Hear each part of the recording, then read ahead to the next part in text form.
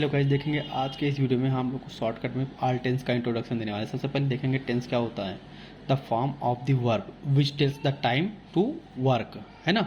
तो मतलब क्रिया के जिस रूप से काम के होने का समय पता चले उसी को हम लोग टेंस कहते हैं। ठीक है, अब यहाँ पे हम सभी टेंस के बारे में बता रखे हैं। उसके बाद उसका परिचय दिए शॉर्ट में, और उसके बाद उसका हेल्पिंग वर्ब ऊपर लिखा है, फिर मेन वर्ब नीचे है। ठीक है, इसे मान लीजिए प्रेजेंट इंडेफिनिट टेंस। तो हिंदी में क्या होता है, हिंदी के वाक्य के अंत में इसमें ता है, ती है, ते हैं आते हैं, है ना। इसमें डू डज जो है हेल्पिंग वर्ब होता है, लेकिन डू डज के साथ वर्ब का फर्स्ट फॉर्म आता है। इस टेंस का मेन वर्ब का फर्स्ट फॉर्म या वर्ब का फर्स्ट फॉर्म में एस या ई एस होता है। ठीक है, अब इस तरह से इसे प्रेजेंट कंटिन्यूअस टेंस है।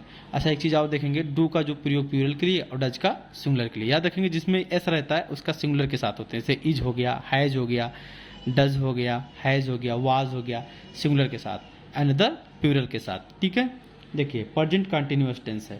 इसके हिंदी के वाक्यों के मुख्य क्रियाओं के अंत में रहा है, रहे हैं, ऐसा होता है। ठीक है, इसका helping verb is am are है, मेन वर्ब का एनजी फॉर्म है। ठीक है, उसके बाद देखिए आप प्रेजेंट परफेक्ट टेंस, इसमें क्या है, हिंदी के अंत में जो है चुका है, चुके हैं, या है, ये है आते हैं।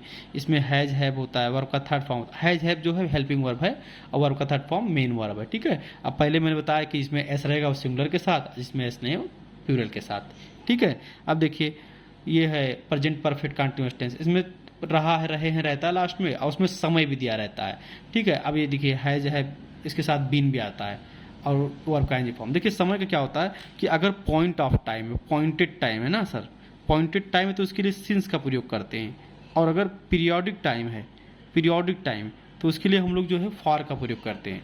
तो पॉइंटेड टाइम मतलब जैसे मान लीजिए कि कोई दे दिए 1995 से, तो हम लोग सिंस लगाएंगे। अब कह दिया जाए 2 ईयर से, 2 ईयर से मतलब पता ना चल पाए किस ईयर से, तो हो पीरियड ऑफ टाइम। ठीक है, देखिए नेक्स्ट देखिए, आप लोग को पास्ट में बता देते हैं, फ्यूचर में बता देते हैं, इसके बाद जो है इसका एग्जाम्पल फॉर्मेशन सब बताते हैं। देखिए अब हम आपको बताते हैं past indefinite tense. Past indefinite tense क्या है, ध्यान देंगे, इसके हिंदी के वाक्य जो है क्रिया के अंत में ता था, ती थी, या ये रहता है। इसका हेल्पिंग वर्ब डिड है, डिड के साथ वर्ब का फर्स्ट फॉर्म आता है। वैसे इसका जो मेन वर्ब है वो है वर्ब का सेकंड फॉर्म। इसके बाद जैसे पास्ट कंटिन्यूअस, रहा था, रहे थे, रही थी, है ना। इसके साथ हेल्पिंग वर्ब है वाज, वेयर है। इसका मेन वर्ब का आईएनजी फॉर्म। ठीक है, इस तरह से इसे पास्ट परफेक्ट टेंस है। इसका चुका था, चुके थे, हेल्पिंग वर्ब हैड, वर्ब का थर्ड फॉर्म मेन वर्ब है। इस तरह से इसे पास्ट परफेक्ट कंटिन्यूअस टेंस है। रहा था, रहे थे, समय दिया रहता है, हैड बीन हेल्पिंग वर्ब है, मेन वर्ब का आईएनजी फॉर्म है। इस तरह से इसे फ्यूचर इंडेफिनिट टेंस है। गा, गे, गी लास्ट में था हिंदी में। इसका हेल्पिंग वर्ब विल, शैल है और मेन वर्ब का फर्स्ट फॉर्म है।